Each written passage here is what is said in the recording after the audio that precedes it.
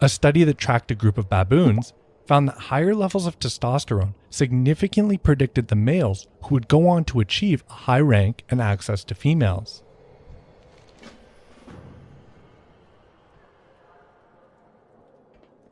Aggression being used as a primary tool to climb rank in primates, where hierarchies depend on physical dominance,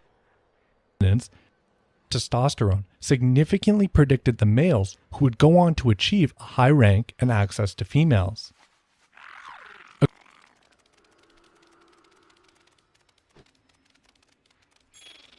Aggression being used as a primary tool to climb rank in primates, where hierarchies depend on physical dominance, caused a lot of confusion when researchers tried to adapt these findings to look for long-term changes in humans. The problem, though, is that within human societies, climbing rank in a hierarchy is rarely just about physical dominance.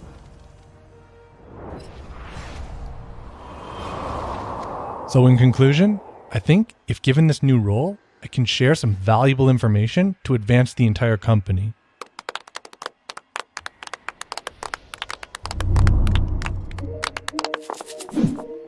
You make a very compelling pitch, Mr. Wilson.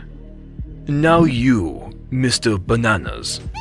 It's your turn. Show me why advancing you instead is the right choice to bring prosperity to our company.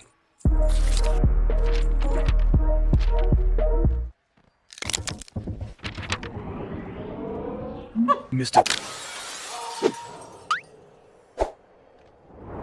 As humans rely far more on intelligence for survival, we've evolved to favor leaders we can learn and seek advice from, versus those that rely just solely on threats and intimidation. This led researchers to a new form of status, separate from dominance, called prestige, which finally explains why the traits we see testosterone increasing in humans are geared towards strengthening our social relationships.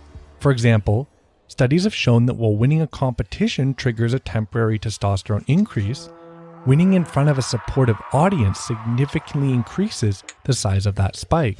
In elite hockey players, even just watching back a game where their team won causes a temporary 40% spike in testosterone.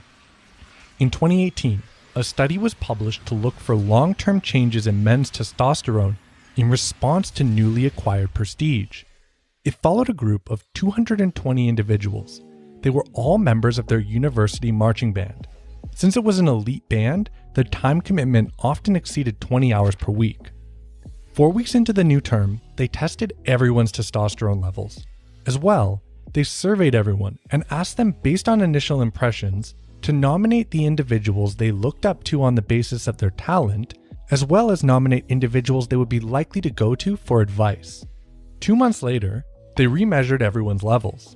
Their prediction was that, like with the monkeys who won dominance fights, earning prestige early on would lead to increased testosterone over time, reflecting their high social rank.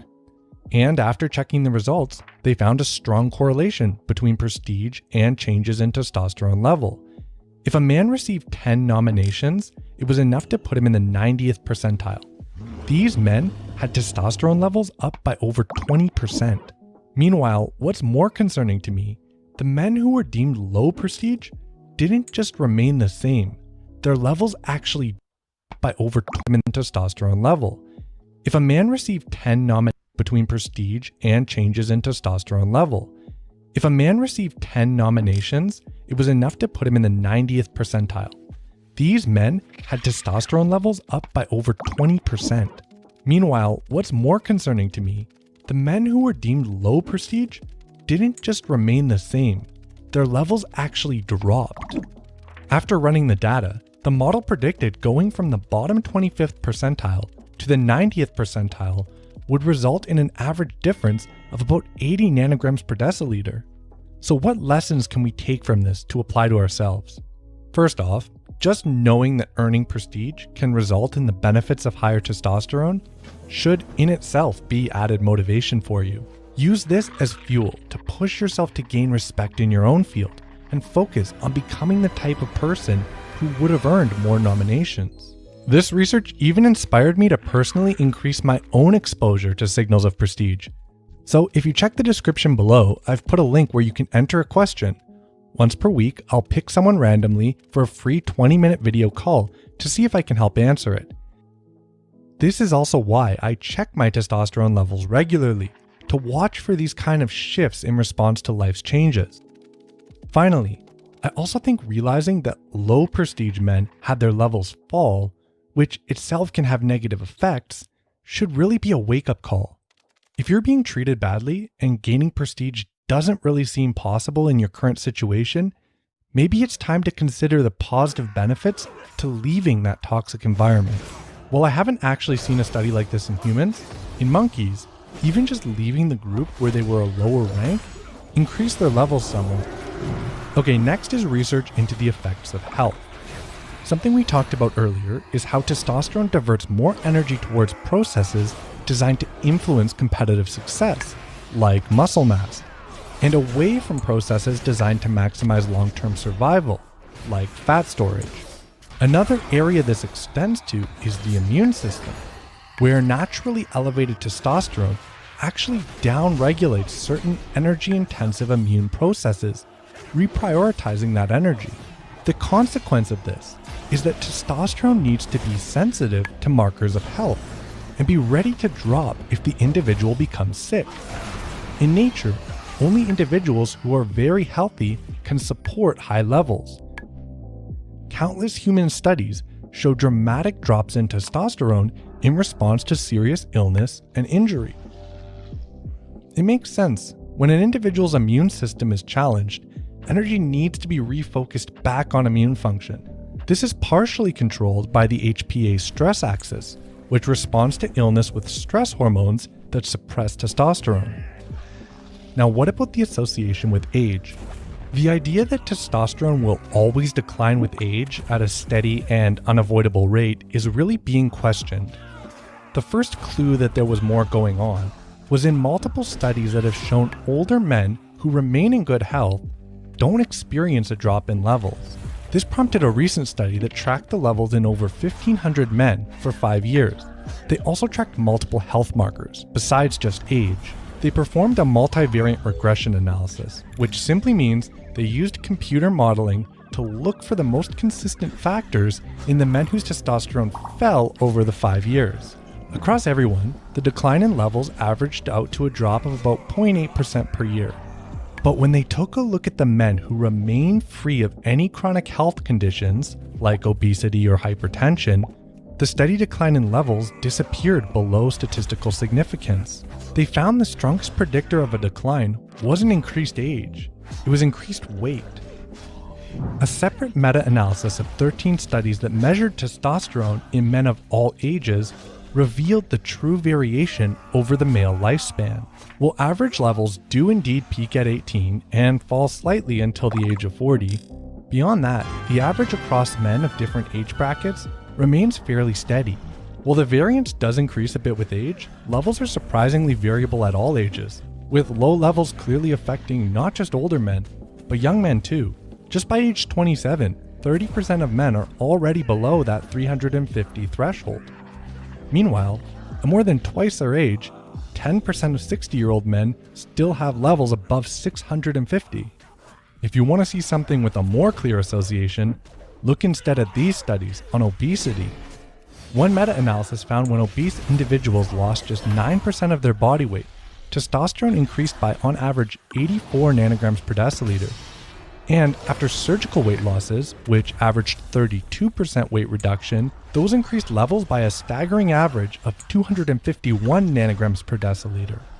While I personally use fasting to keep my body fat low, something that impressed me about the testosterone booster I settled on is that it contains EGCG, a molecule extracted from green tea that, in its own meta-analysis, was shown to increase daily fat burn by A molecule extracted from green tea that, in its own meta-analysis, was shown to increase daily fat burn by up to 16%.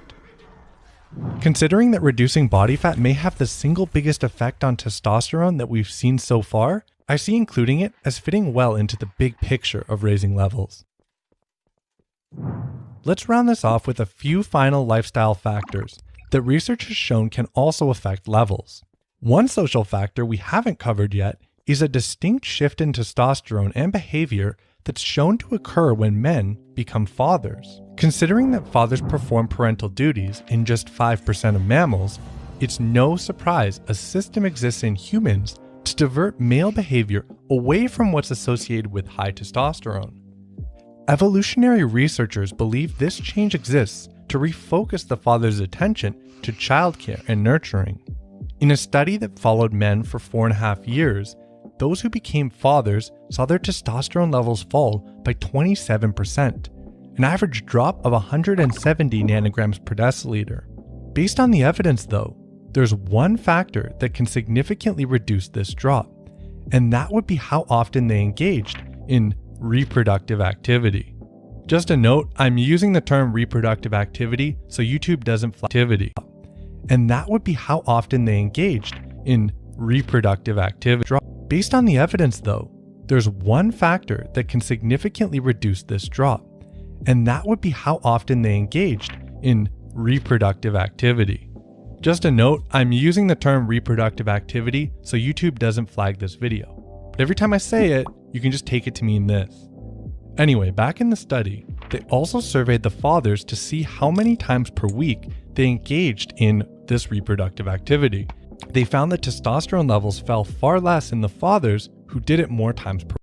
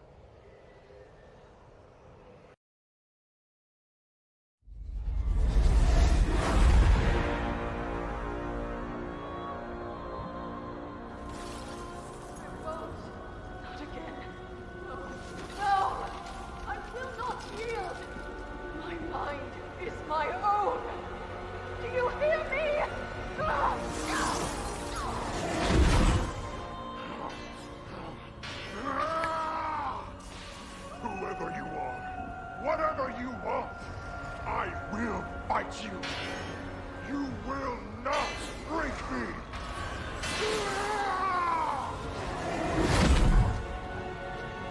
They have reached the seat of the Primus and discovered his warning. Unfortunate, but of little consequence. Our eyes are everywhere. This nuisance will be dealt with.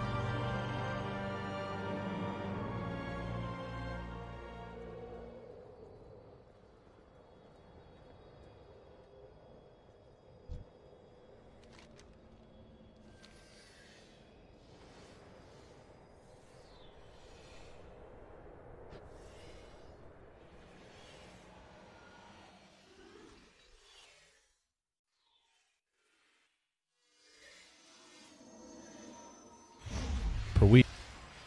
The idea of this influencing testosterone levels isn't new. The last study even showed if unmarried, childless men did it more often, they too tended to keep up higher levels. The short-term ability of sex to spike a man's levels is even more profound. Interestingly though, this elevation doesn't usually occur until the next morning. Since an increase in testosterone also signals the dopamine reward pathways, researchers think this boost the next day may serve as a reward for successful reproductive behavior. The spike appears to be even larger when the activity occurs in a situation where multiple males are competing, such as when it's with a new partner, which in one study increased levels the next morning between 60 and 330%. Tribulus is a key ingredient in many testosterone boosting blends, and a bottle of just Tribulus was actually my first experience with a testosterone booster. I was only 22 years old at the time, but within a few days of taking it, I immediately noticed a major change. I felt more intense motivation during my workouts and became more interested in girls. This positive experience was why it was one of my first YouTube videos. Enough anecdotes though, Tribulus is actually a source of some controversy, because although it's shown to reduce symptoms of ED and increase libido, studies show it doesn't directly increase testosterone levels unless they're already quite low. That hasn't stopped me from continuing to take it though. I look at the bigger picture because, looking at the data from before, it certainly promotes an activity that clearly does. So that's something I also recommend trying. Look specifically for the Bulgarian variety. You can usually find it in your local supplement store. That's where I bought it before I started taking the blend I linked below, which contains a full dose of it. Oh, and one more thing. Based on the research, this kind of activity, performed solo, doesn't result in a boost the next day, confirming it's the social cues that really matter here. While this information might give you new motivation in the bedroom, don't let it hurt your sleep. Remember how testosterone has a daily rhythm with a morning spike? Well, this spike also turns out to be sleep dependent. Reduced sleep seems to hit older men the hardest, with one study showing 4.5 hours of sleep corresponded with testosterone levels between just 200 and 300 the next day, while getting 7.5 hours of sleep showed levels ranging from 500 to 700. A study on young men found reducing sleep time for 5 nights from their typical average of 8.5 hours to just 4 hours and 45 minutes per night reduced their average testosterone well into the afternoon, from 515 to an average of 446. So it appears if we care about our levels, we should really be aiming for at least 8 hours of sleep. Finally, while the relationship between working out, muscle, testosterone, and fasting is going to get its own video, I'm going to quickly show how going to the gym can at least temporarily spike levels. Specifically, it's been found that workouts that stress large amounts of muscle over many sets with moderate to high intensities and short rest intervals tend to produce a big spike in testosterone levels, which can sometimes even exceed the size of the standard morning spike. So while this added spike would likely benefit you by significantly increasing testosterone exposure on the days you work out, evidence that working out could cause some kind of separate long-term increase in levels has been really inconclusive. This might be because the body is able to actually increase receptor density in the trained muscles specifically, meaning it can already precisely adjust a muscle's testosterone exposure without needing to resort to full body increases. Now that we've nearly reached the end, one last thing I wanted to include was the medical solution, called testosterone replacement therapy, where an endocrinologist will assess a man's levels and write a testosterone prescription to raise low levels. While I think it's a really good thing that this option exists for men who are suffering, I hope now that you've seen that many natural factors can influence levels, you might really consider trying those first. Usually, your endocrinologist will work with you to see if there are any lifestyle changes you might be able to make before jumping right into TRT. Because keep in mind that testosterone plays a role in our dopamine reward system, with small spikes working to reinforce behaviors related to success.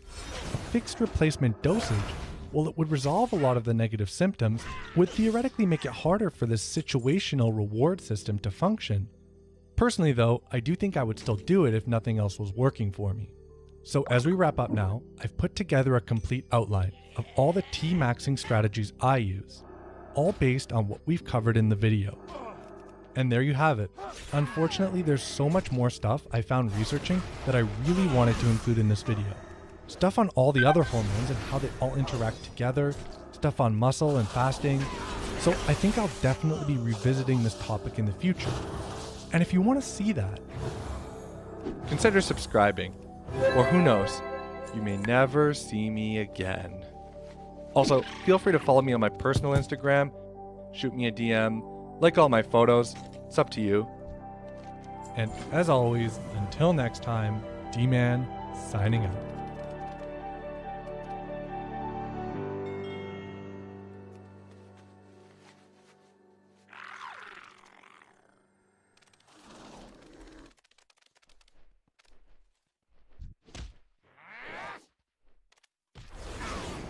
Everybody's got a story. We don't share it on social media. We share our nice life on social media. We all have a dungeon. I'm just willing to talk about mine. Yeah. Most of us aren't willing to talk about it. I'm going to talk about my dungeon. Mental toughness isn't something that you sample. It's something that you live in every day.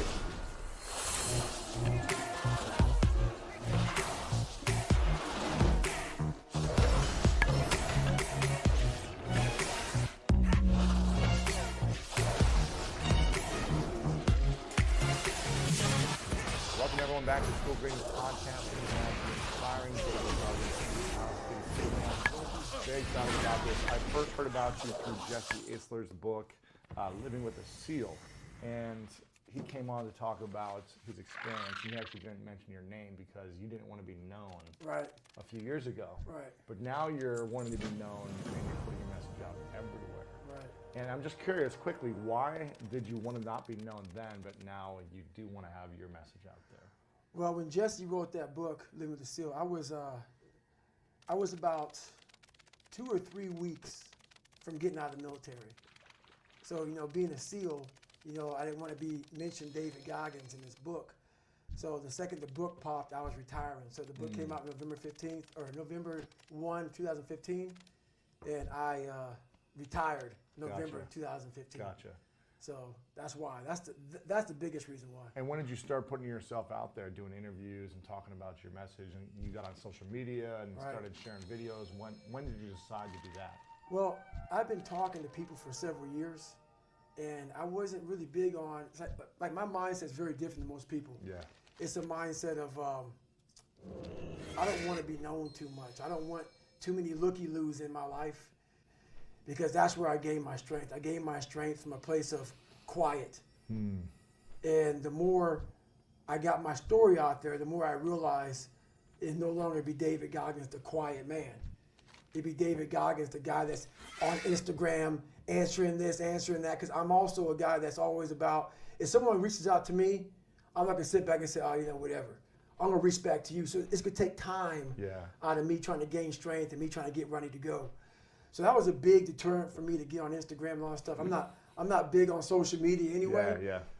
But then I realized that God put me in a very interesting spot of life where he made hell my teacher. He made hell my teacher. And a lot of people don't understand that. So I'm trying to give people a different thought process of life where failure, hell, disappointment, discomfort is a great learning tool.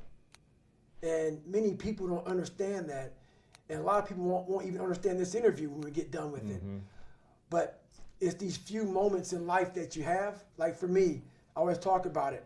Rocky 1, round 14. That 1 2-minute and 13-second clip of Rocky getting up when Apollo knocked him down. That one clip, when I was going through a very bad time in my life, I saw what I wanted to be. And it wasn't a guy that won. It wasn't a guy that won everything he did. It was a guy that kept getting up after being knocked down. So I realized if that 2 minutes and 13 seconds changed my life, that's all it was. I saw something that I needed to be in the world I was living in.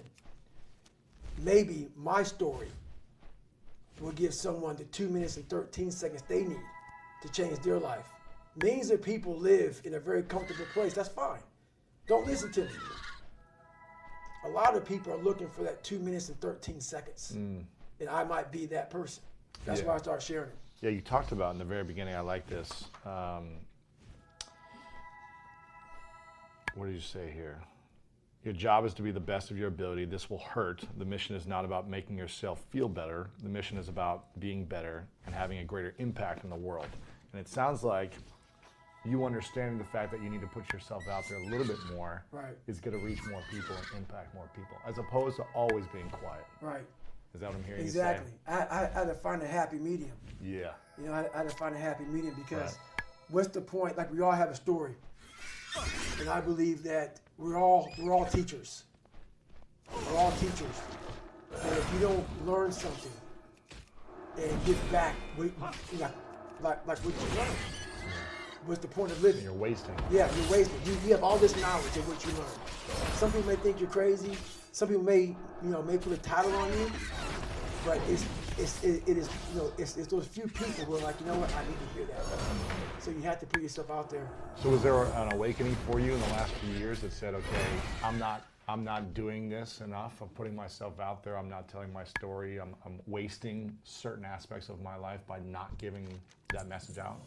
There were a lot of emails that came in to me, and I didn't realize, when you live your life, you don't know what it's doing to people because it's my life. I didn't know my life was as bad as it was because it's my life. It's what I went through. I think it's like the norm. It's the norm. Yeah. That's what I did, man. But when I started getting these emails from people saying, hey, you know what? You changed my life. That part changed my life. That part of your story changed my life.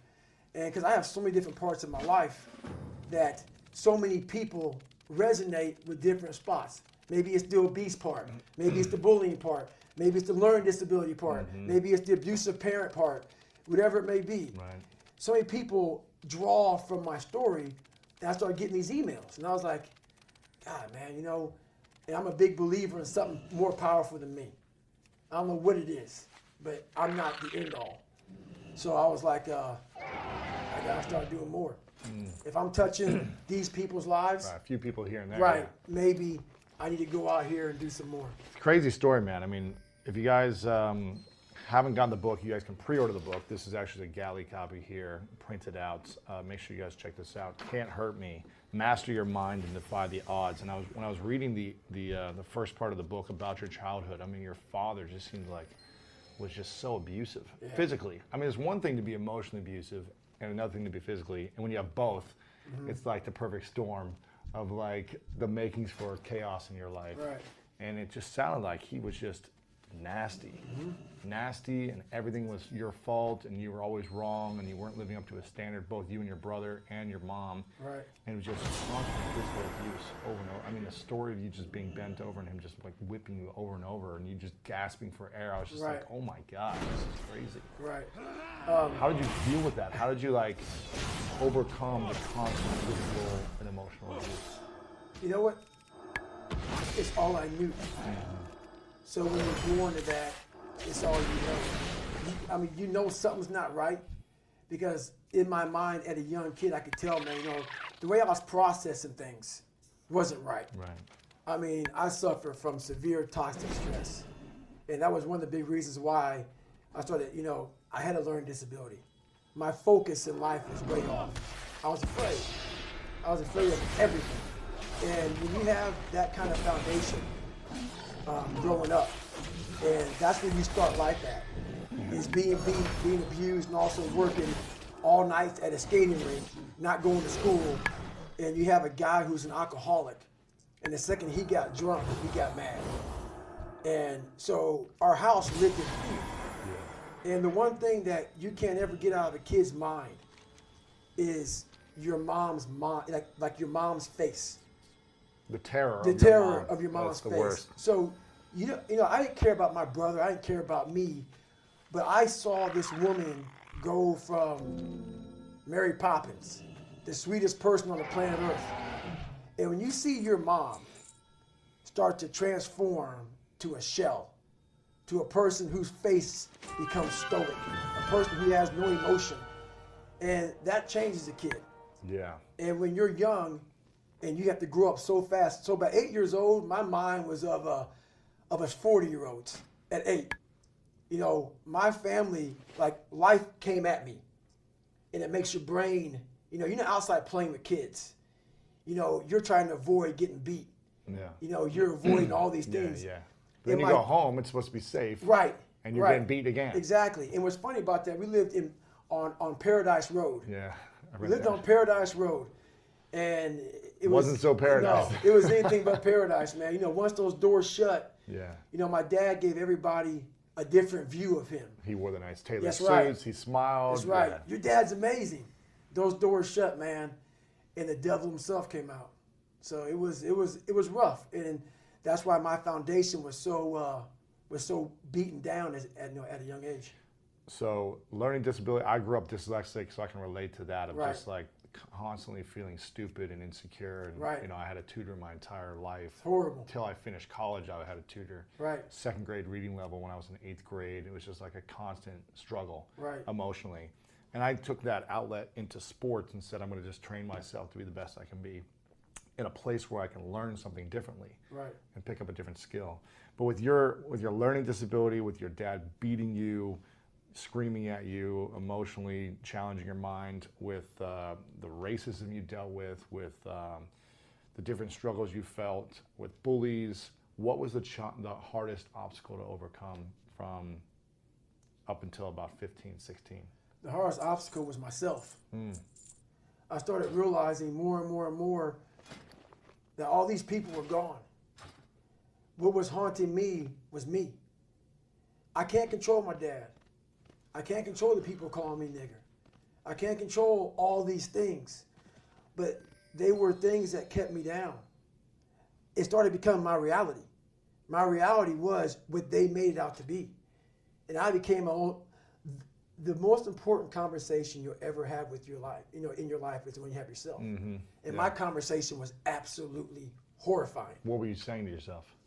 I'm dumb. I'm nobody. My dad was great in mental warfare. A drunk, insecure man will make everybody around him feel like hell. Yeah. Because he wants to give you no power. And that's why he was so mean to my mom and myself and my brother, because he didn't want anybody to get above him. He wanted to keep you down low. So when you're growing up with all of this stuff, all this hate, and it wasn't the beatings. I could take the beatings all day. It was the mental torture. So when, at a young age, your parents put a dialogue in you of confidence or you're nobody. So that voice in my head was, I'm a loser. And then it was confirmed when I got in school, and in 3rd grade, I was falling behind. They want to put me in a special school. Yeah. With kids who can't learn. Right. Then it was confirmed what my dad was saying. So that confirmed it. Then I started cheating. So I started realizing, you know what? I'm taking the easy way out again. Yeah. And it started snowballing from there. Now the kids are calling me nigger. But it wasn't all the kids. So what happens is you start to get this picture that everybody hates you. Because your reality becomes so big that you can't see the clear picture. It might have been 3 or 4 That's kids it. doing it over and over. Right, but it was the whole town. Yeah. Everybody hated me. So The world hates me. That's right. Yeah. And that's when it became toxic. And that is where I became my worst enemy. Wow. So those are the conversations. Those are the conversations. When did you start to realize that those conversations weren't supporting your life? So my mom was getting ready to get married, and this guy came into our lives. His name was Wilmuth.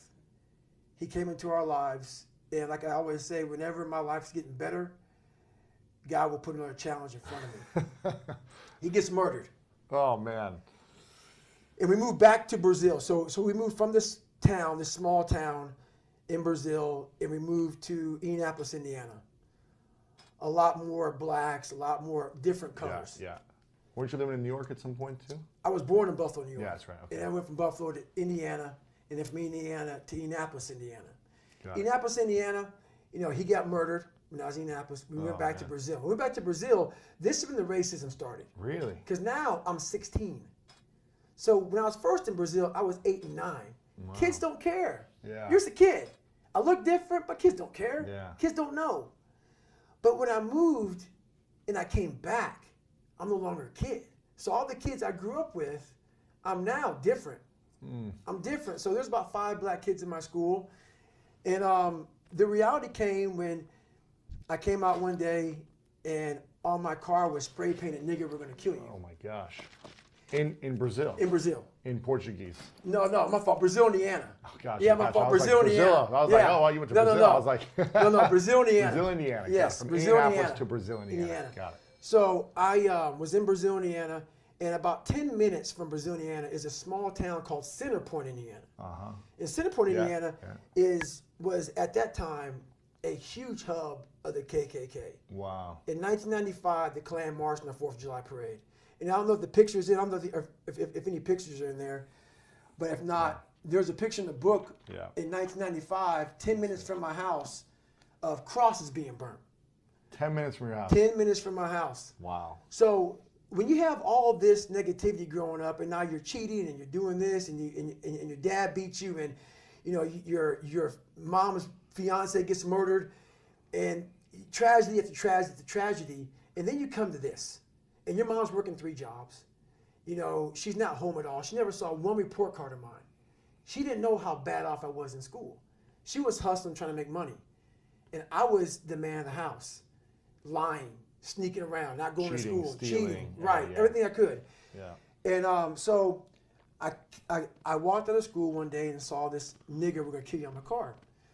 And I went in to get the principal. There's several incidents like this that happen. I went to get the principal, and the principal, he didn't have anything. He couldn't give me any advice. And I didn't want to tell my mom about it because my mom was already bothered by my dad beating her down, and now her fiance got murdered. So I didn't want to The bother last her. thing on her mind. Yeah. She's like, I've dealt with this my whole life. Right. I didn't want to bother her with anything, man. So I kept everything away from her. Oh. So I'm in the car wash trying to scrub this stuff off, and I got home, and so happens 2 weeks later she gets a note from school, and the note says your son is going to fail. He's not going to graduate. And she's like, what is this? And I had to come clean with my mom of all the years of me cheating, of all the bullying, of all this and all that. And she was such in a bad spot in her life that the best thing she could do was like, hey, you're gonna fail. And I was like, my God, man, like, she was in a dark place, and I was in a dark place, and we were kind of on our own in the same house, but living different lives. And I realized at this time in my life, she was a great mom, but I was on my own. And that's when a real big change happened for me. So I said, I'm gonna join the military.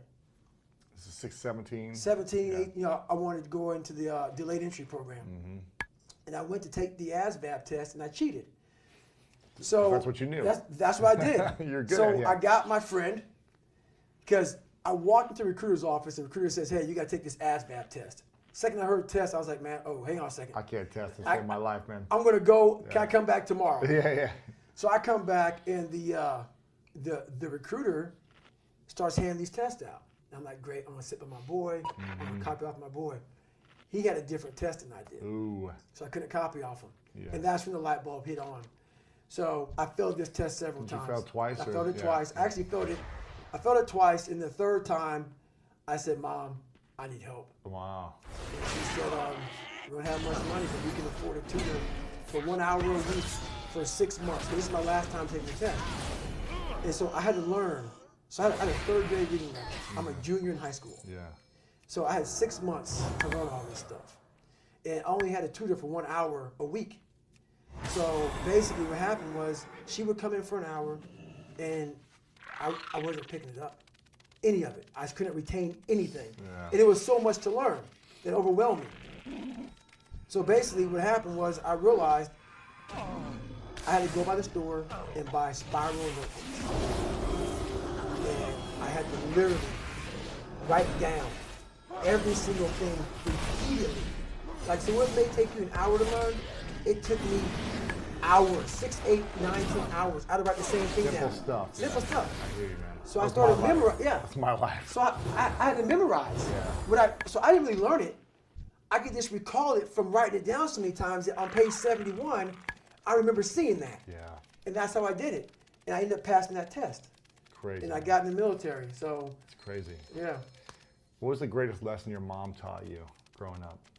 Honestly, the greatest lesson she ever taught me is a lesson that she doesn't know how much she taught me, because she wasn't much in the teaching mode.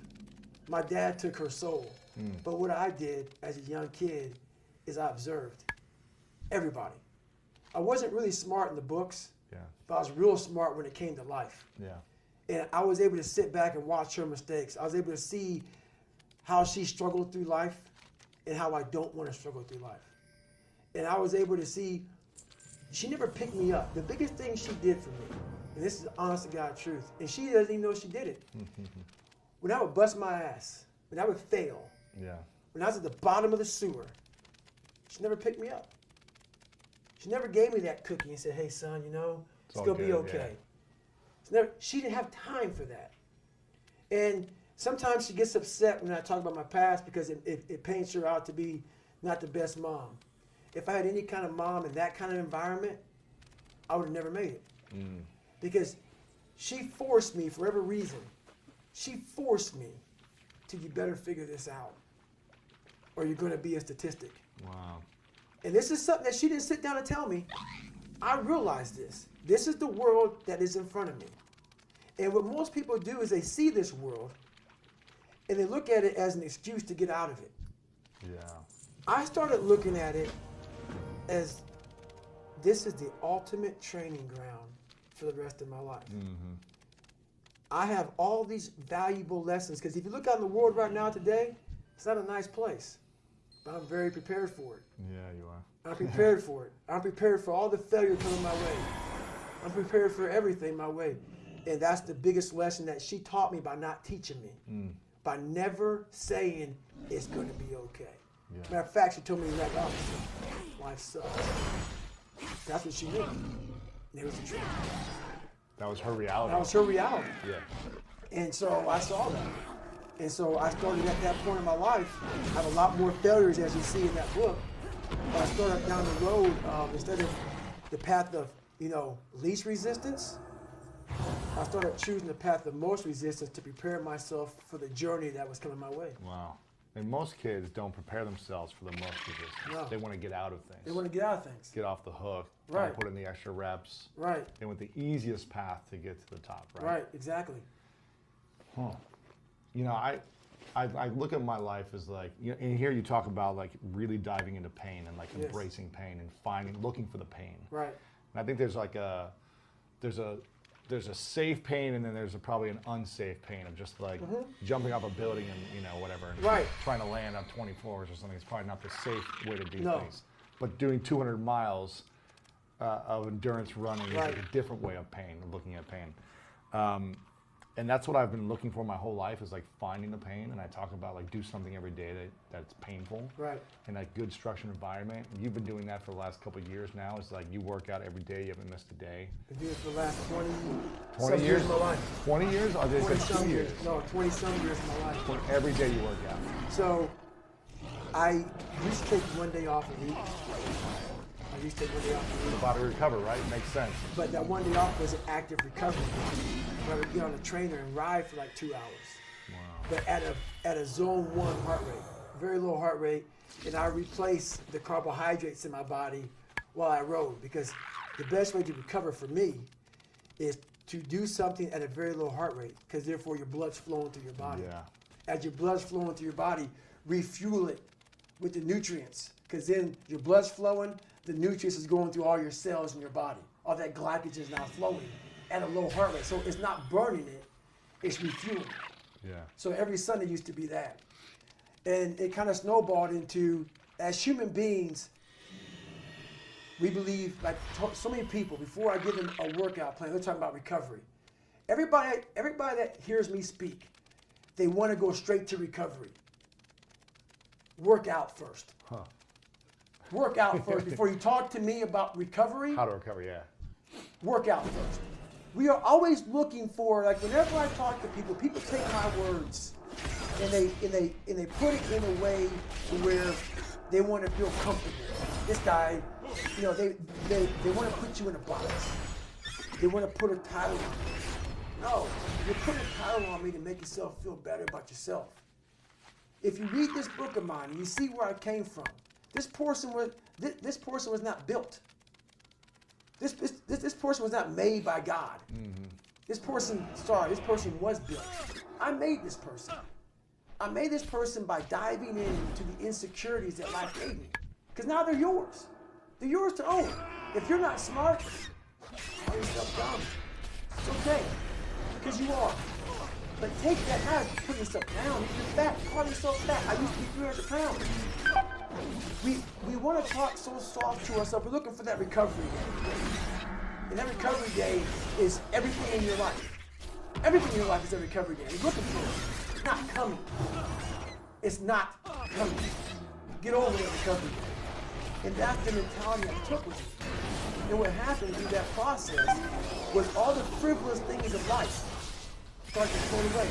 I used to tell people lies so they would like me. Because I was so insecure.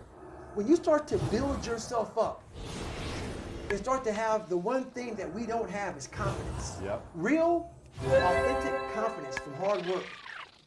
Everything else goes away. You no longer look to other people for your self-esteem. For validation. That's right. Yeah. You now know. I walk in a room now and I know the hours and years and decades I put into David Goggins. That's something, it's not on the wall. It's not a trophy on the wall. It's not a medal around your neck. It is actually a feeling in your heart. And people go, why don't you ever smile? I don't have to. Yeah. Yeah, I do have a stoic look on my face. I'm a very focused person. But the feeling I have in my soul and in my heart, that's why I don't need to smile. I don't need to smile. I don't need you to look at me and say, oh my God, you look happy. Because half of us aren't happy. We're giving you something that we think you want to see. I don't do that anymore. I don't care how you perceive David Goggins. Because through my journey, I figured out the one piece I was missing. I thought it was cars. I thought it was women. I thought it was money. I thought it was everything. The one piece I was missing was me having the courage to face myself. And once you do that on a daily basis, it's not about the running. People talk about working out. Where I got my work ethic from was the hours I had to spend learning this. When you sit down and you're not smart, and you have a disability, and you still want to be in the top of your class, I didn't want to just get by. When I realized that I can learn through hard work, and I can beat the valedictorian in school if I got put in 10 hours more a day than he does. You know what kind of strength comes from that? When you're sitting down, that guy that valedictorian studied for an hour, and you know I caught you. I caught you, and I am. But I have the work ethic to catch you. That's where David Goggins got really invented. Was at a kitchen table, and I can beat the valedictorian in school. Confidence from hard work. Everything else goes away. You no longer look like so many people. Before I give them a workout plan, they're talking about recovery. Everybody that hears me speak, they want to go straight to recovery. Work out first. Work out first before you talk to me about recovery. How to recover, Work out first. We are always looking for, like whenever I talk to people, people take my words and they put it in a way to where they want to feel comfortable. This guy, you know, they want to put you in a box. They want to put a title on you. No, you're putting a title on me to make yourself feel better about yourself. If you read this book of mine, you see where I came from. This portion was not built. This portion was not made by God. This person was built. I made this person. I made this person by diving into the insecurities that life gave me. Because now they're yours. They're yours to own. If you're not smart, call yourself dumb. It's okay, because you are. But take that now as you're putting yourself down. If you're fat, call yourself fat. I used to be 300 pounds. We want to talk so soft to ourselves. We're looking for that recovery day. And that recovery day is everything in your life. Everything in your life is a recovery day. We're looking for it. It's not coming. It's not coming. Get over the recovery day. And that's the mentality I took with me. And what happened through that process was all the frivolous things of life started to float away. I used to tell people lies so they would like me. Because I was so insecure. When you start to build yourself up, you start to have the one thing that we don't have is confidence. Real, authentic confidence from hard work. Everything else goes away. You no longer look to other people for your self-esteem. That's right. You now know. I walk in a room now and I know the hours and years and decades I put in David Goggins. That's something. It's not on the wall. It's not a trophy on the wall. It's not a medal around your neck. It is actually a feeling in your heart. And people go, why don't you ever smile? I don't have to. Yeah, I do have a stoic look on my face. I'm a very focused person. But the feeling I have in my soul and in my heart, that's why I don't need to smile. I don't need to smile. I don't need you to look at me and say, oh my God, you look happy. Because half of us aren't happy. We're giving you something that we think you want to see. I don't do that anymore. I don't care how you perceive David Goggins. Because through my journey, I figured out the one piece I was missing. I thought it was cars. I thought it was women. I thought it was money. I thought it was everything. The one piece I was missing was me having the courage to face myself. And once you do that on a daily basis, it's not about the running. People are going to be talking about working out. Where I got my work ethic from was the hours I had to spend learning this. It's not about the running. People are going to be talking about working out. Where I got my work ethic from, I had the courage to face myself. And once you do that on a daily basis, it's not about the running. People are going to be, you asked about working out. Where I got my work ethic from was the hours I had to spend learning this. When you sit down and you're not smart, and you have a disability, Yeah. and you still want to be at the top of your class, I didn't want to just get by. When I realized that I can learn through hard work, and I can beat the valedictorian in school, but I got put in 10 hours more a day than he does. You know what kind of strength comes from that? When you're sitting down, that guy, that valedictorian studied for an hour, and you know, I caught you, and I am dumb, but I have the work ethic to catch you. That's where David Goggins got really invented. Yeah. Was at a kitchen table with 20 spiral notebooks that were empty. And then 3 months later, Down. Yeah. they were full.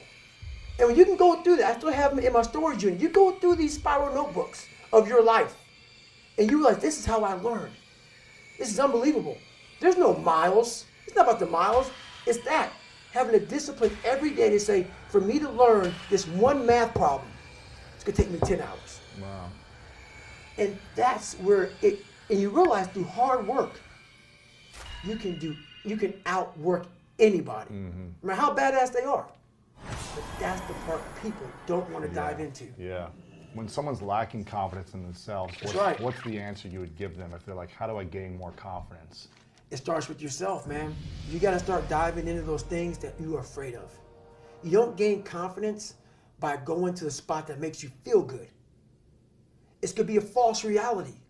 And the second life gives you that challenge, all you want to do is go back to what made you confidence or what gave you confidence. Is that happy spot? No. What gives you confidence, what gave me confidence, was spending years at a kitchen table trying to learn how to read and write on my own. Realizing I can't learn the way you learn. I can't. But I can learn. What gives you confidence, not being afraid, is overcoming the fear. I used to stutter severely bad. So right now, I don't know how many people are going to watch this. You know what gives me confidence? Is knowing I no longer care if I sit here and start stuttering to you. Yeah. That's what gives me confidence, is facing these things, overcoming them. And maybe not overcoming them every day, but facing them and facing them and facing them. Pretty soon like this, you know what, man, this is where it's at. It's not in that comfort zone. It's in the discomfort zone is where my confidence is getting built. That's where it's getting built. But people want an easier answer. Yeah. There has to be an easier way. There's not. I'm sorry. I searched for it my entire life. You cheated, I did. You lied. I lied. I did everything.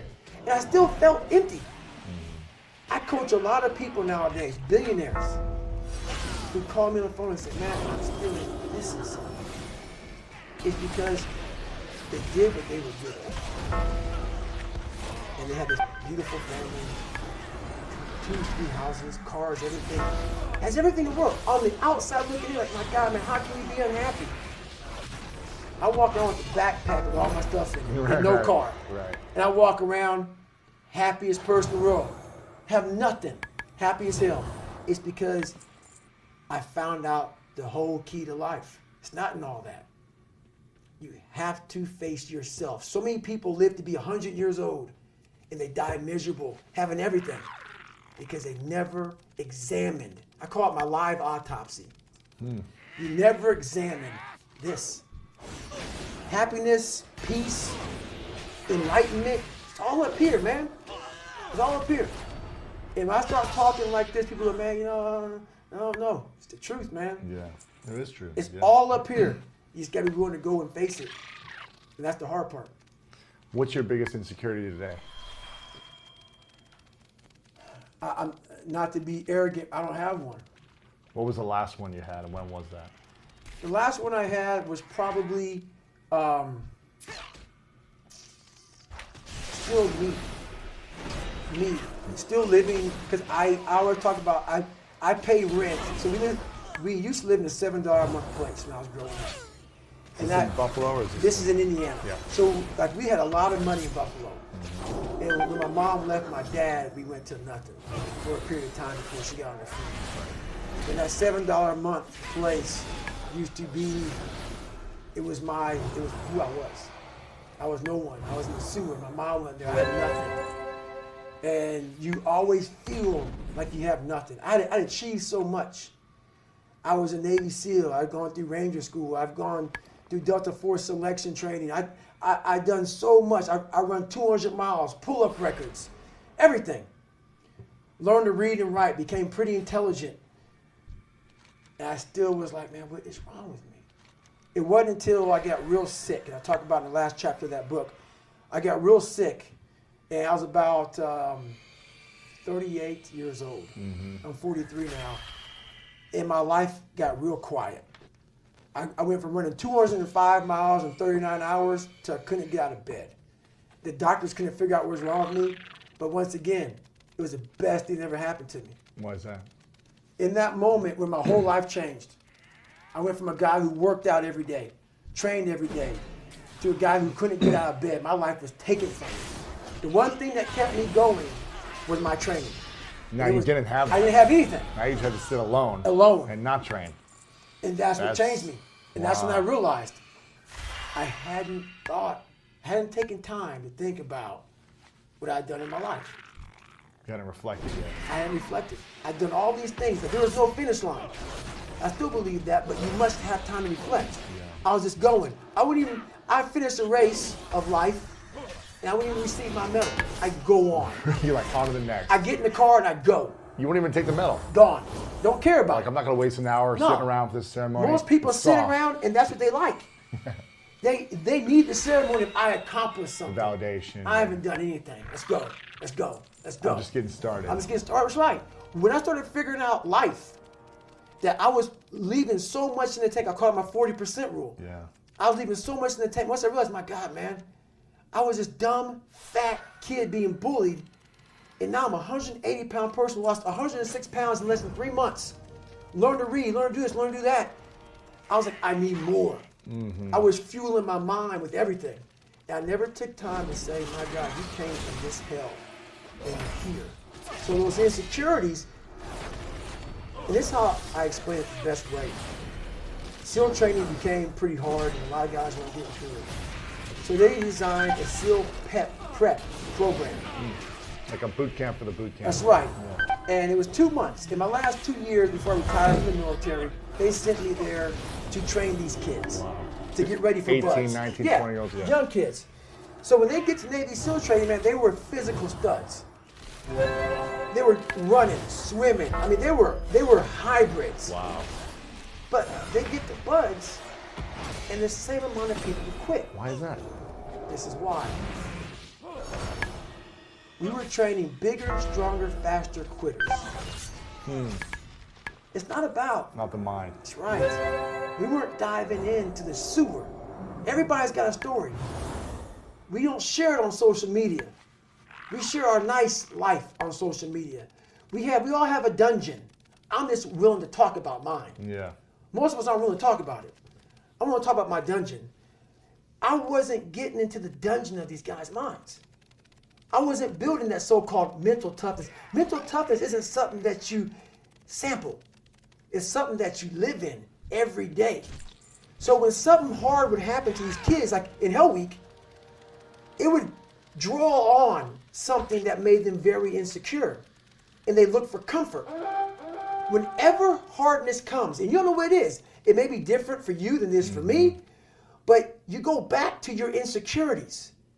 And then when you go back to your insecurities, you then look for comfort within those insecurities. And we all look for that cookie that your mom used to give you when you were sad, when you were sick. We look for our wife or our husband. We look for comfort.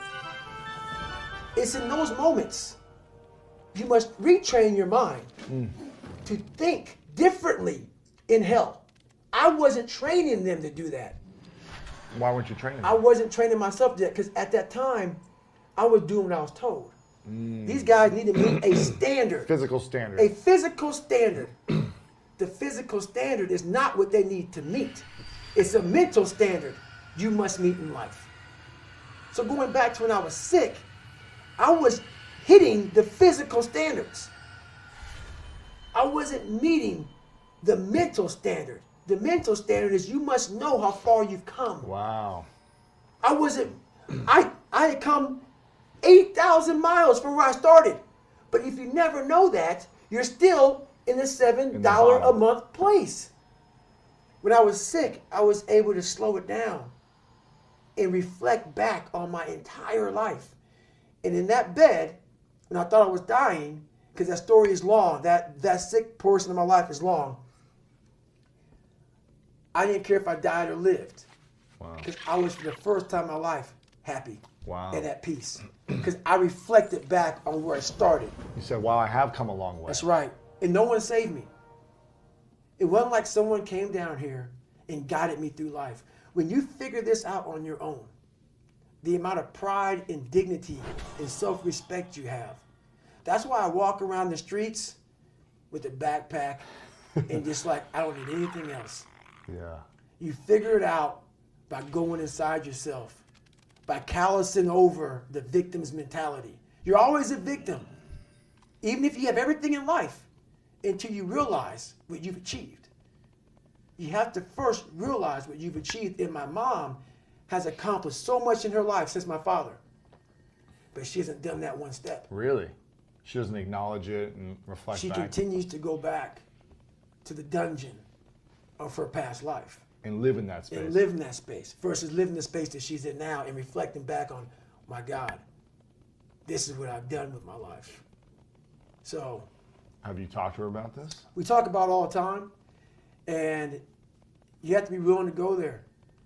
You have to be willing to really go there. Not surface. I don't live on the surface of anything. Yeah. Surface is what got me where I was at. It got me from 175 pounds to 300 pounds. Telling everybody I'm good. I don't give a damn. I'm good. No, they're hollow words. A lot of us speak in hollow words. I used to speak in hollow words. I don't do it anymore. Everything that comes out of my mouth has substance. It's real. And we all have these feelings in our bodies, in our minds, in our souls. I act on mine. A lot of us who are afraid of something, we allow our minds to choose the path of least resistance, so we go a different route. When I'm afraid of something, it's telling me you must conquer do this that. thing. You must do that. Yeah. You have to go that way. And most of us don't understand that mentality. We go left and we wonder why we haven't fulfilled something in our lives. It's because we continue to take the journey that is mapped out. And how I look at it is I talk in life like a lot of us in life want to take the 4-lane highway that has road maps and all this other stuff on it, man. It tells you where to go, gas stations. The next 10 miles up, you're going to see a McDonald's, a Cracker Barrel. Yeah. It's the easy route. Very few of us want to go to the right side. The Cracker Barrel's that Midwest life. That's right. That's right. That's right. I'm from Ohio. It's all about it, man. It's Indiana, Cracker Barrel everywhere. Dude, that's amazing. Bringing back memories. This is powerful because I've been telling people this. I've been living that way unknowingly my whole life of like whatever the thing is I'm afraid of. When I was in high school, I started doing those things. Right. I was just like, I'm sick and tired of feeling afraid. Right. So I need to do the things that scare me the most. Right. You know, I've talked about this a lot on the podcast. Tiffany's heard me share these stories, but I was afraid to talk to girls when I was a teenager. I was afraid of dancing. I was afraid of like singing and playing music in front of people. I was afraid of all these different things. And so I said, I want to do this. I'm going to give myself a challenge every single day until the fear goes away. That's right. And I feel like that's what more of us should be doing. I'm hearing that that's how you live your life. That's all it is, man. And it helps me feel so much more confident. When you overcome that fear Yep. of saying this doesn't have control over me anymore, That's right. it's like you can be at such more peace It's 100%. in your life. Most of like for instance, I never thought in my wildest dreams I could be a Navy SEAL. It's until you open your mind, open-mindedness creates that. We all shut down our mind. Like for instance, when I broke the pull-up record, everybody around me who heard the pull-up record was 4,020 pull-ups. That's the first thing they did. Oh my God. 4,000 in 24 hours, or was Yeah, this? it's 4,020 pull-ups in a 24-hour period. Yeah. The first thing I did versus closing my mind to like, oh my God, that's crazy. I went and got a pen. So how many is that every minute? Exactly. Every hour, every second. Instead of taking life and making it out to be this grandiose thing, start breaking it down. Start breaking it down. And most of us, we live in a box. And we don't want to go outside that box at all, ever. outside that box is all these possibilities of life. But what we do is we shackle our mind. We are a prisoner in our own mind that this is all I can do. This is all I'm good at. And we take away the possibilities of you could be this, you could be that, you could be all these things. And I never thought at 300 pounds I could be Navy SEAL. Wow. So if my mind was shackled, me and you would never meet. There'd be no book. Right. There'd be no book. Right. There'd be nothing. So what people understand is that they live for themselves, not knowing that you have the power within yourself to change millions of lives by facing life, by facing yourself. And through that, I would die never knowing that I had the power to change millions of lives. And what haunts me the most, people ask me, what haunts you the most? What haunts me the most is that if I would have died at 300 pounds, let's say I was 75 years old, I got to heaven, and God has a chart like that on everybody's life. God knows all, let's say that. I don't care what you believe in, doesn't matter. I'm not judging anybody. But let's say my thing is God. You get to heaven, I'm 300 pounds, I sit down, I was a cockroach Terminator my whole life, and we're sitting down just like this, you're God and I'm David. And he gives me that chart, and he says, look at this. And I'm looking at this chart, and on the chart it has all these different things, but my name's on it. But these things aren't me. I was gonna change the world. I was gonna set records. I was gonna be a Navy SEAL. I was gonna be all these things in the military that I accomplished. You're gonna get the VFW award. You're gonna be honored here, honored there. I'm like, God, this isn't me. Like it says David Goggins, I was an Ecolab guy. I sprayed for cockroaches, and I'm 300 pounds. It said here I'm 185. It says here I got a bachelor's and a master's. It says all these things. God goes, no, that's who you were supposed to be. Wow. My biggest fear in life is that there is a final resting place in this world, and there's a final judgment, and you talk to something much bigger than you. I don't want to sit down and have a conversation with someone, with something that says, you're in heaven, this is what you should have been on earth. And are you really in heaven now, or are you in hell? Thinking about how much I left on the table for fear, for not willing to go over the wall, and over the next wall, and over the next wall. So in my mind, I believe that. And God knows all. At least I believe that.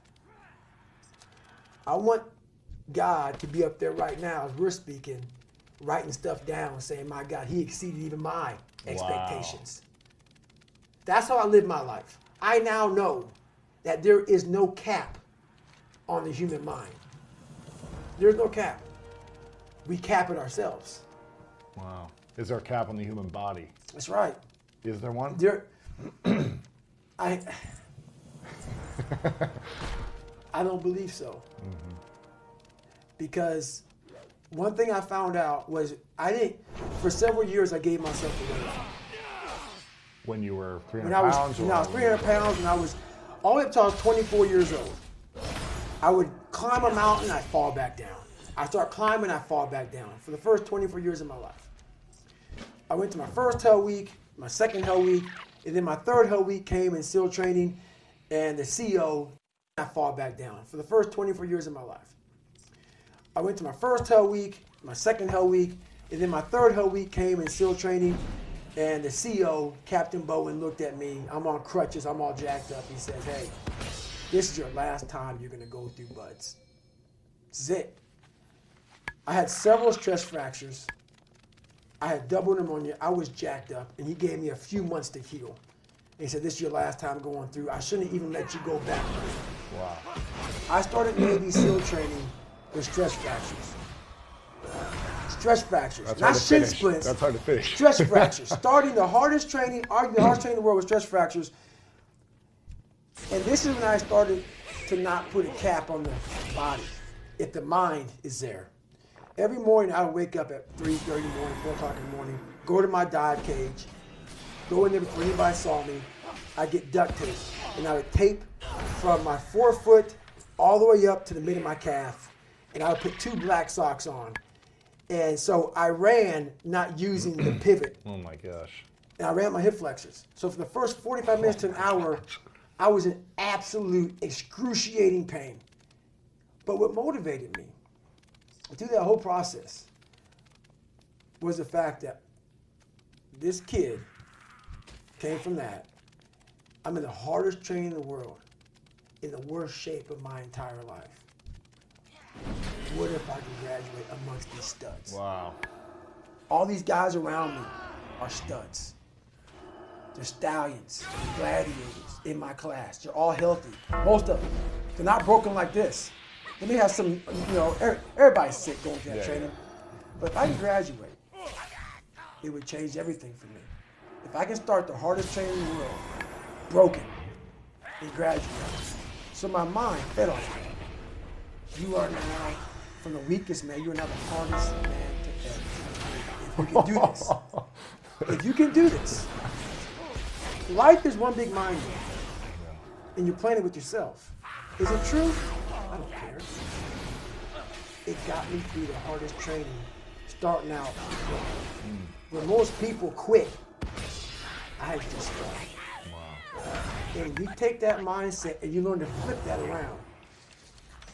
That's what made me powerful. And my body followed. And 3 months later, my stress fractures were healed by running on them. Calcifying it, just like. I never had them since. I'm 43 years old. Wow. I ran 7,000 miles in 2007. Haven't had a stress fracture since. And I'm not saying to do that. I'm just saying that when the mind and the body connect, and you don't give yourself a way out. The only way out for me at that time was death. Wow. I'm going to be a Navy SEAL. Or I'm going to die. Or I'm going to die trying. Period. And my body said, Roger that. We're going to get you through this. So when the mind gives it no way out, your body says, okay, I believe you now. I have to heal. I'm going to figure this out with you. We're going to do this. It's going to be the worst part of your life, but you're going to survive. We're going to survive. Wow. And as you hear in that 100-mile race I did, I started figuring out more and more and more and more about at the other end of suffering is a life that no one, and I'm not talking about go out there and kill yourself. Don't take these words and flip them and say, oh my God, no.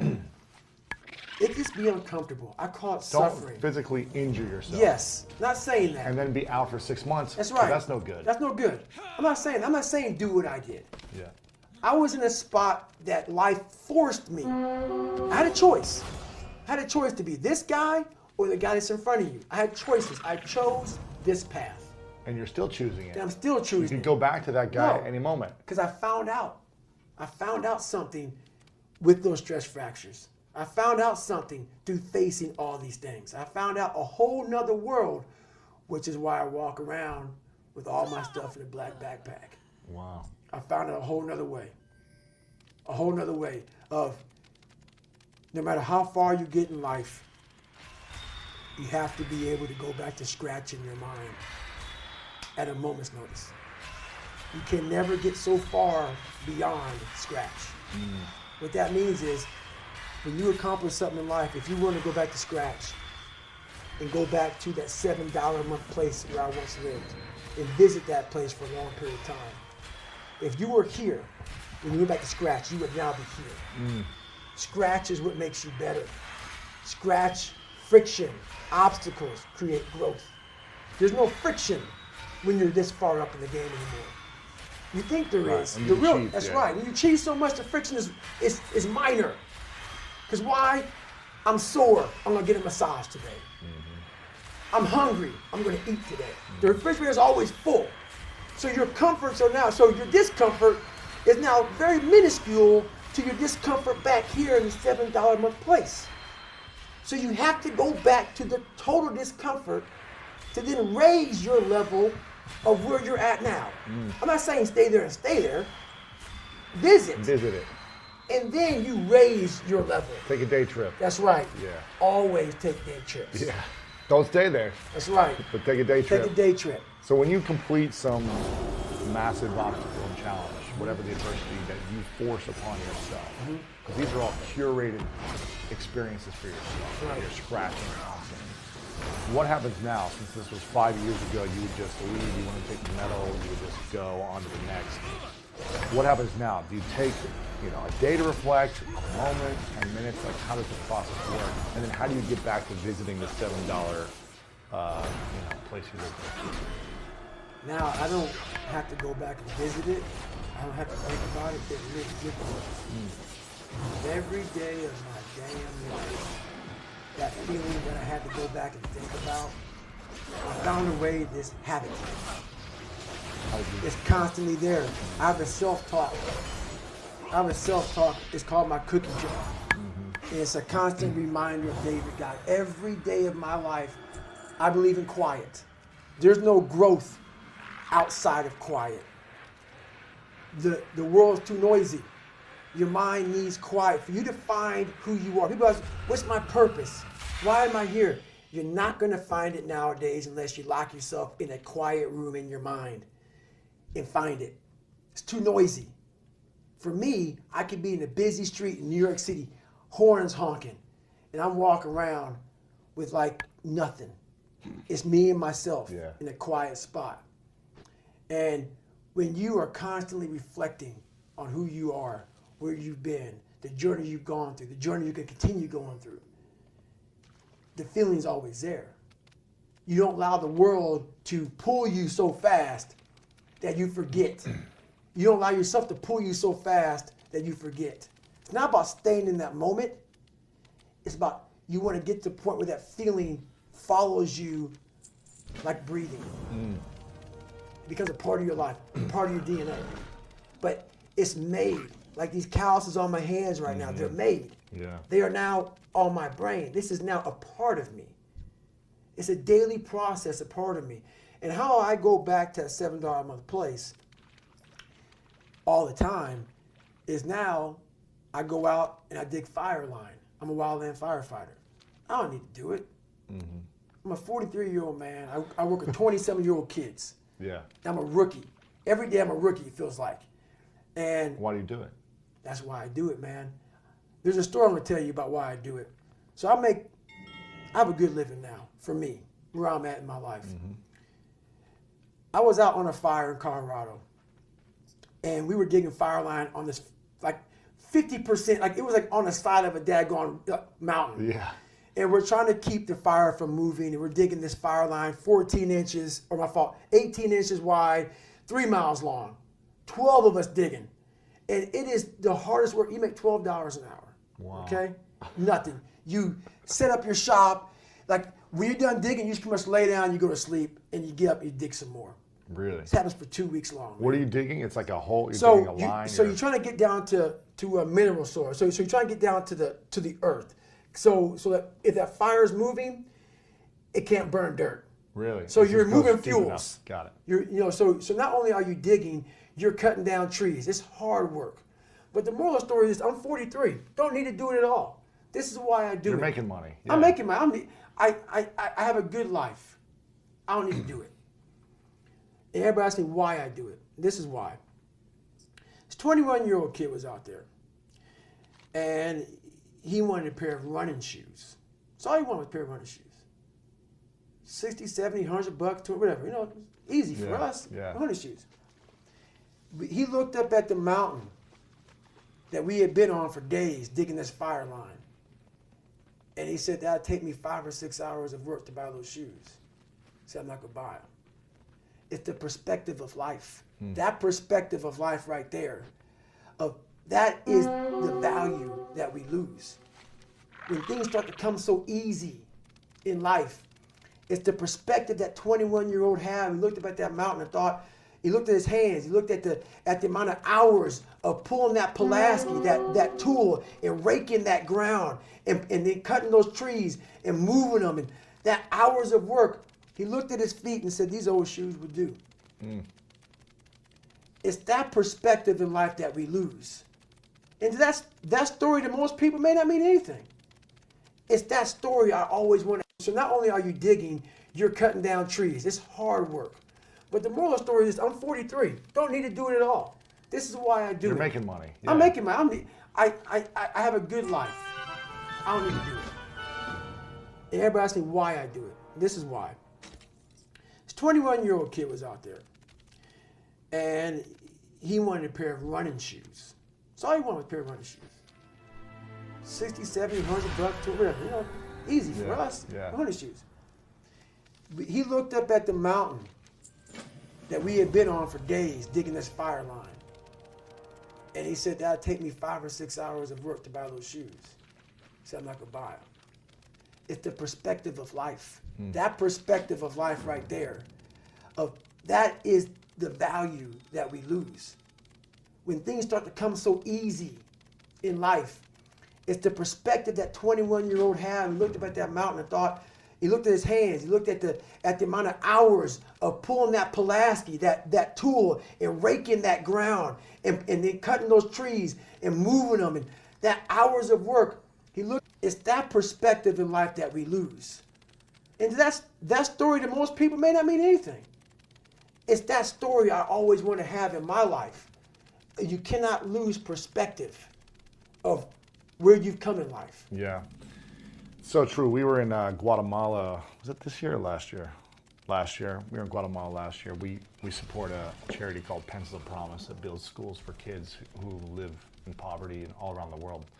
And every year I take a trip to just see where our efforts are being, felt and being made. And these are the poorest places in Guatemala, Laos, and Ghana. Places that they have nothing. There's no schools. They're in little villages. They live on dirt, huts, everything, right? And we go and we build these schools. We actually, the villages build them themselves. We just fund the experience, and we empower them to do it, so that they take ownership of it. Right. But I'll be there for a few days and watch these kids so happy with just like a pencil. Right. They're just so happy to just like have their family around, and they'll go and they'll show us their huts, and like they're just so happy to have community. And then I'll fly back and go through Beverly Hills right over here, and I'll see like these mansions. I live right next to it, and I'm just like, it gives me so much perspective of like, you don't need to have all these things to find peace and joy and connection and intimacy and all these other things that we want. You don't need these big mansions and to live in this nice place. I like living here, but it's not like, it's perspective for me is what keeps me motivated as well. That's right. To keep doing the right things, to keep showing up, keep working hard. And I think it's right, most of us miss that perspective in life. We get so far away from reality. So far. And the reality is, man, when I was 7 years old, 8 years old, all I wanted was a 99-cent quarter pounder from Hardee's. I know, right? And that made me happy as hell. Some curly fries, man. That's it, man. That's it. Yeah, the thing is, a lot of us have been conditioned, or some of us grew up with wealth or grew up with comfort. Right. And so we're conditioned that way, and we're grew up expecting now that things should come a lot easier. Right. That's a damn shame. And we get frustrated when we don't get it right. That's right. away. Quickly. Yes. Yeah, and I'm always talking about delayed gratification. Like the longer I can wait to receive gratification, the more fulfilled I am. I'm a person, so when I got sick like I did, I actually had to quit this race called Badwater. Yeah. 135 miles? Yep, through Death Valley. It was Crazy. 2014 when I got real bad.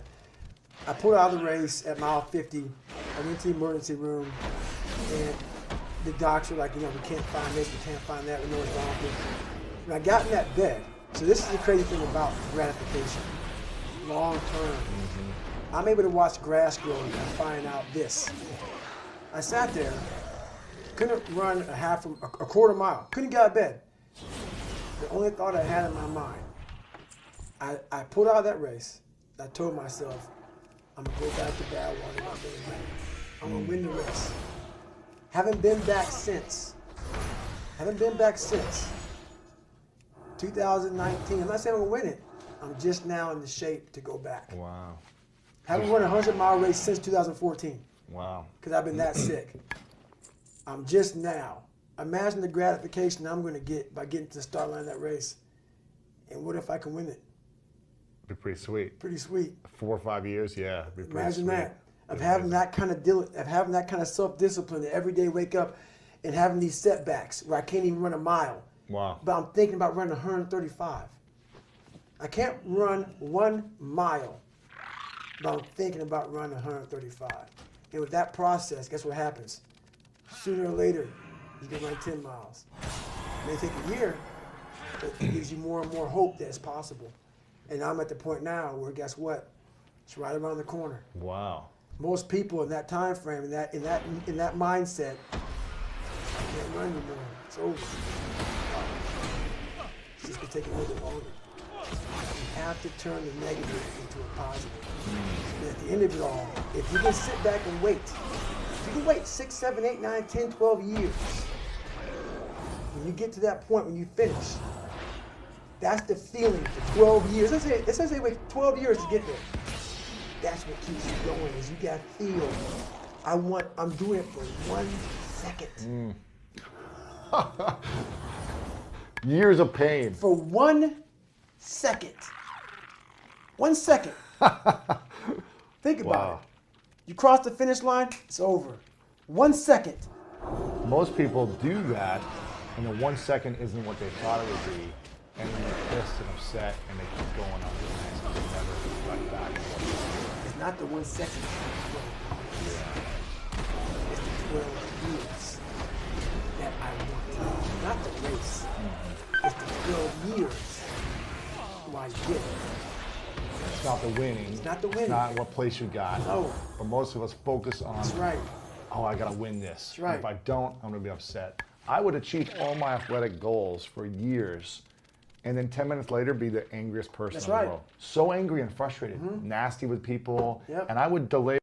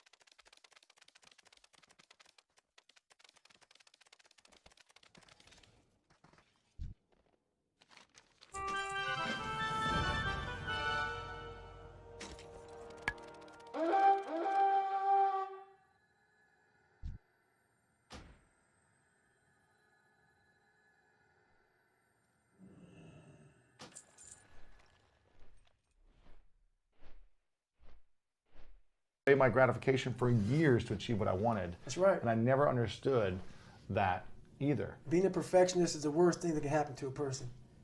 You never live. Like when I lost that 106 pounds in like 2.5 months, whatever it took me, that was the biggest trophy of my entire life. I didn't care if I graduated Navy SEAL training. I didn't care. What I just accomplished in that time frame, it's massive. Yeah. I don't know. There was no trainer. There was no like. And what's funny about this, we talk about mental toughness nowadays.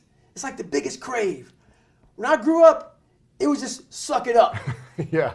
It was just make it happen. Yeah. You had to figure out. It was called figure it out, man. And all these nuggets that I gained along the way, that's what it was about. Mm-hmm. It wasn't about the trident. It wasn't about all those daggone medals. It wasn't about any of that. And that's why I hate even talking about being a SEAL, you know? I mention stories. People, why don't you talk about it didn't define me? Mm-hmm. The journey getting there was harder than going through it. Yeah. You know? So that's the whole thing about life, man. It's that journey that makes you who you are. Yeah, and as opposed to focusing on did I win or not, right? What did I gain from the last 12 years? Right. And so when you finish now, what do you think about? How long do you reflect back on the effort to accomplish that race or? A long time. What's a long time. Weeks, years. You'll reflect on it. I reflect back now. There's times now where I will reflect back on my first 100-mile race. Still today. Still today. And it'll give me the same exact feeling. Because what I did in that first race, when I was undertrained, I did it on 4 days' notice. I hadn't run more than, I think, 20 miles the whole year. And I did it to raise money for this foundation. Mm-hmm. to try to get in the bad water. What I had to pull out of myself on that so that's where that book, Live with the SEAL, kind of originated. Jesse Itzler saw me at this race. He was racing too, right? Yeah, but he did it as a team. Right, you did it alone. I did it alone. And that's what I talk with people about, man. I spent so much time, people always like, why do you run so much? You try to get in shape. No, the things I do in life, most of life, you're alone. You may have a whole support crew around you, but up here, you're alone. Most of the stuff I do, I'm training for those moments. Those moments when I was at mile 70 and I had 30 more miles to go and I crapped up my back and peeing blood down my leg. I had 30 miles to go. There's only so much someone cheering can do for you. Right. When you start to dive back in the cellar of your mind and you're pulling out all these tactics, all these mental tactics to get through this 30 miles when you're in the worst shape of your life and no one's coming to save you and you get through that. I want to go back there. Like when I got done with that race, I laid in the tub and my ex-wife helped me get up the stairs. And I'm laying in this tub and Coca-Cola's coming out of me. Just looks like dirt. And she's a nurse and she's freaking out. And she puts the shower on me and I'm looking at her and all I want to do is call the race director of Badwater saying I qualified for the race. And she's thinking, you got to go to the hospital. So, she's calling my mom and my mom has a doctor friend of hers who's over and they're freaking out. And I said, everybody, just shut up. Wow. Shut up. I'm in the worst pain in my entire life. And no one would ever understand this. No one. When you've gone that deep inside yourself and all those feelings of pain that I had, I was in the worst pain of my life. Ever. And some people think, man, you're just crazy. No, when you've done that and you've figured out so much on your own and all that pain and discomfort I had in that tub laying there, passing out, everything was confirmation of what I just figured out. I just figured out the code. I figured out a code that many people aren't looking for. And I want it to be known. I want that feeling. This was confirmation. This was like a scientist's notes. Mm-hmm. The notes were here. The notes were all this feeling. It was a confirmation. And no one at that time could understand what I just done. I cracked the code to human potential in myself. And I was still like, oh my God, like this is unbelievable what I just did. So it's that quiet place. Wow. It's that place by yourself. It's those hours and years and decades by yourself in the grip of life.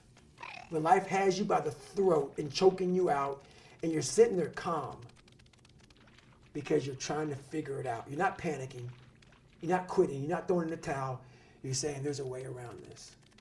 And when you figure it out, when life has you gripped in a vice, and you can figure that out, that's when you overcome. That's when you overcome. And that's why that one moment for me in that tub, I didn't want anyone to take away from me. Wow. This is crazy, man. I love this. Do you have any fears today? I do have a lot of fears today. But it's hard for me to call them fears anymore. Yeah. I don't use that word anymore. They're almost like it's another challenge. Yeah. Because anything that makes me feel that fear feeling is going to get overcome. You go do it. It's going to get conquered. That's almost like fear is my ultimate guide Of where you're supposed to be of going. where I'm supposed to be going. Yeah. It's my ultimate guide. So I don't really, What's the big challenge then for you then? the biggest challenge for me is always going, I want to be comfortable. You want to be comfortable. Yep. You want to sleep in a nice bed and relax. I'm a normal and human being. You want to chill out. Yeah. I want, and the time is going to come. There's time for everybody to get civilized. The worst thing in life that happens to a man is they get civilized, or a woman, anybody. Yeah. Because you lose the hunger for life. You think you've arrived. And once you have I've arrived mentality, that's my biggest fear. Is I get to the point where I'm at that point where life has come to me and I have that feeling of I've arrived. I now know my life, for what I know it to be, is over. Even though that's where comfort is and everything else, I found the most life in the most uncomfortable places in the world. I was the most David. The Goggins that I invented, because David Goggins was weak. I never want to get rid of Goggins.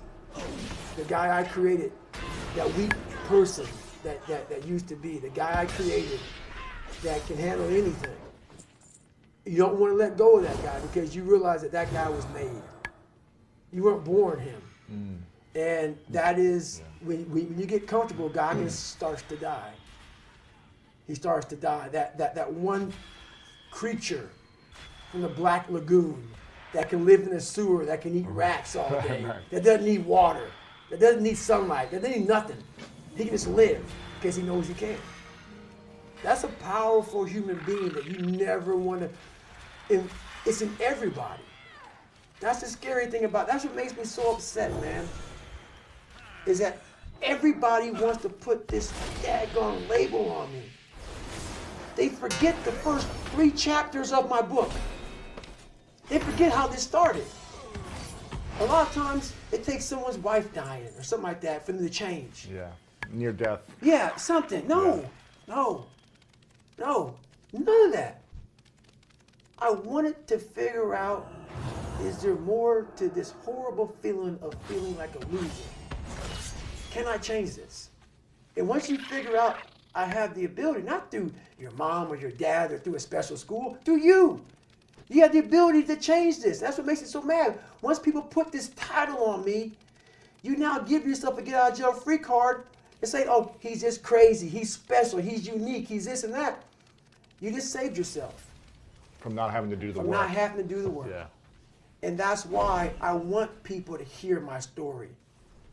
I'm trying to take away all that bull crap that you want to put on me.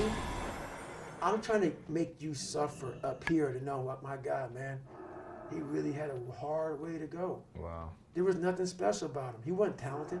He wasn't gifted. He wasn't nothing. He wasn't nothing, and he made it. I want everybody to feel uncomfortable around me. That's it. Because I want you to go home and think about yourself. Yeah. Think about yourself, man, because you're leaving so much on the table for the possibilities of what you can be. You say most people are at 40% potential. What percent are you at? I like to say that I live in the 90 percentile, sometimes 99. 100% is dead. Wow. 100% is dead. 99 sometimes. 99 sometimes. The reason why I know 99 is because the first 5 hours of my day I am very uncomfortable. What do you do? First of all, every morning I get up and people think I love to run. I don't. That's why you do it. That's why I do it. And people don't understand the mentality. Oh, you have to love it, man. No. Running has changed my life because every morning I know I'm going to do it. If you know, every morning you do something you don't like. Every morning I'm going to do it for, and guess what?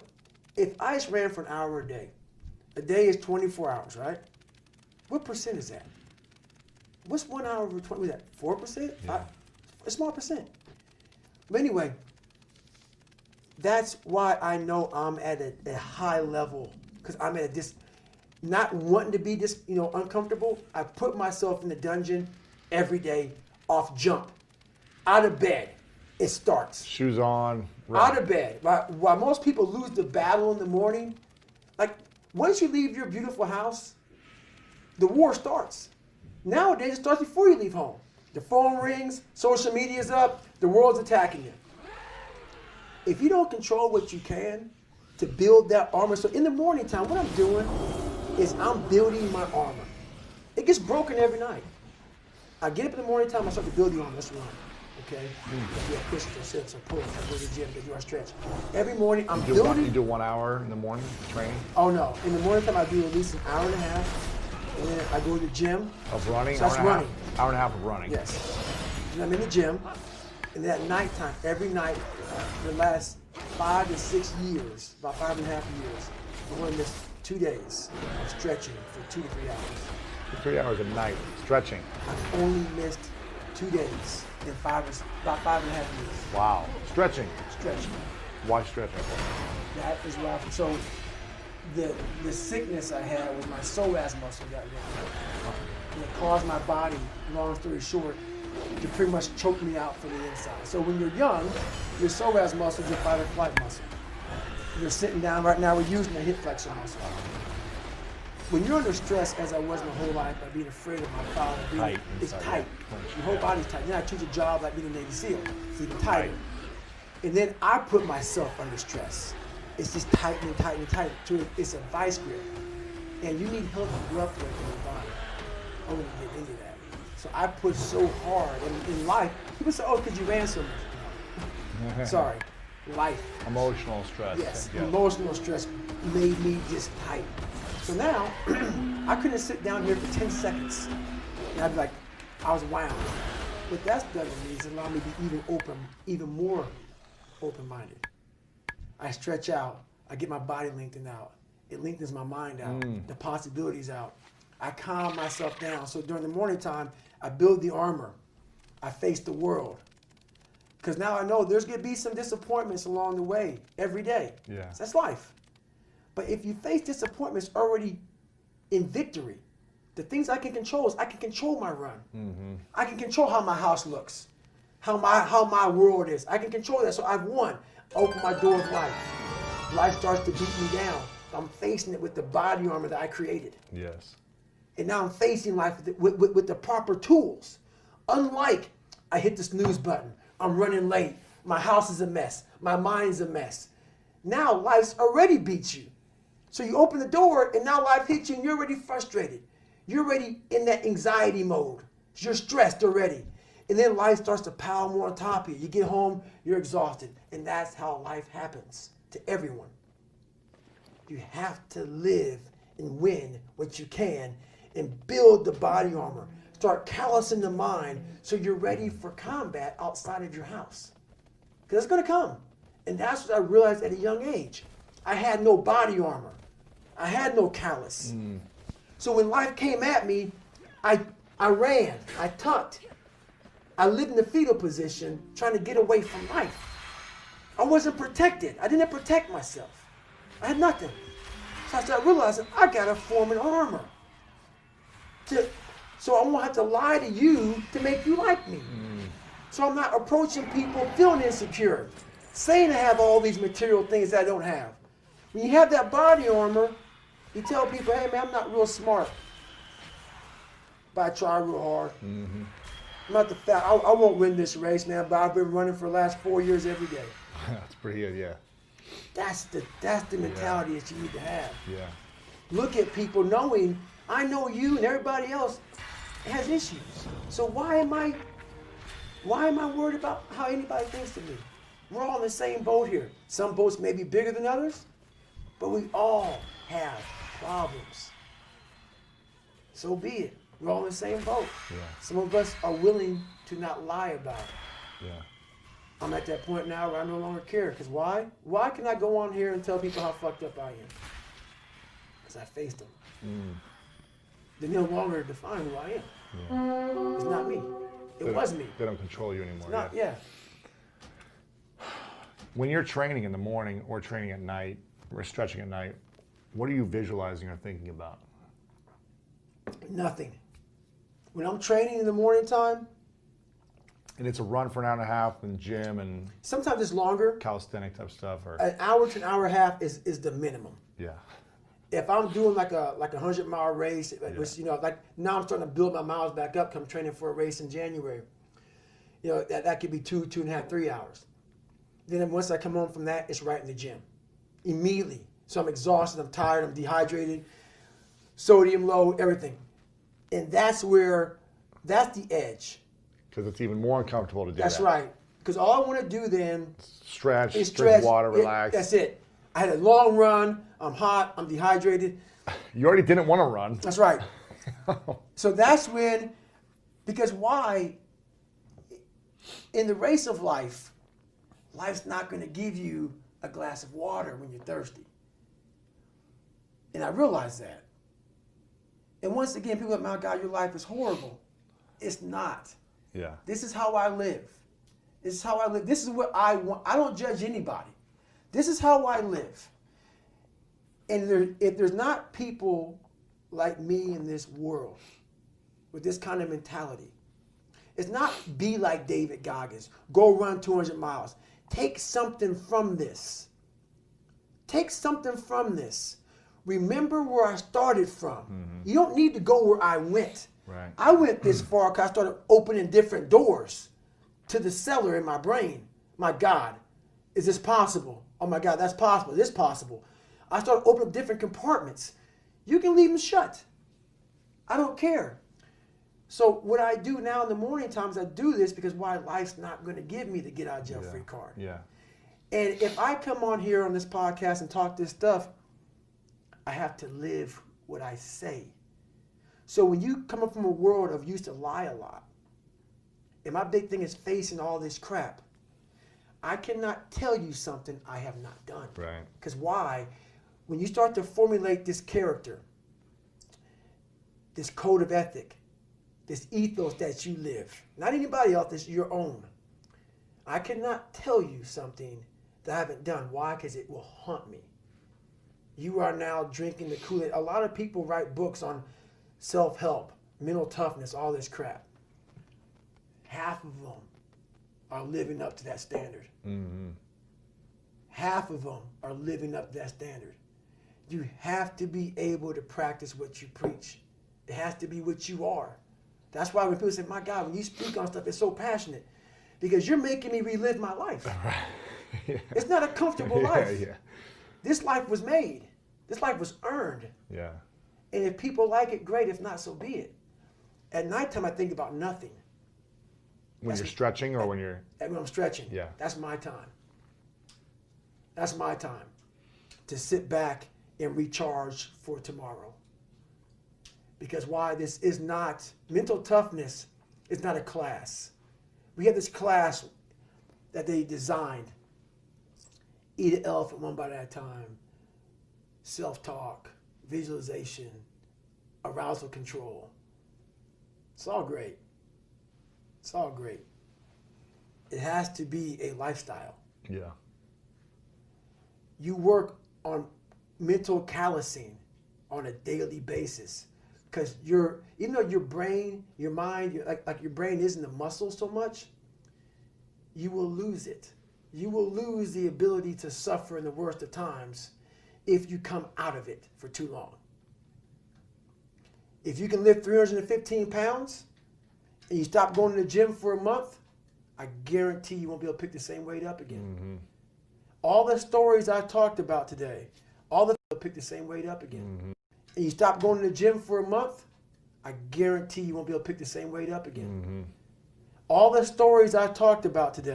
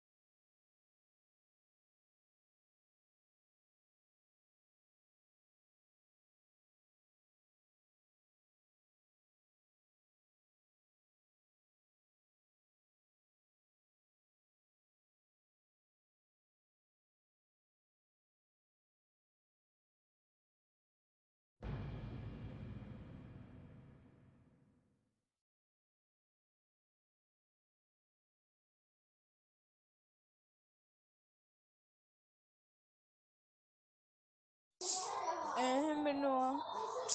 I know say better she did tell me say she not gonna come so me do it by myself.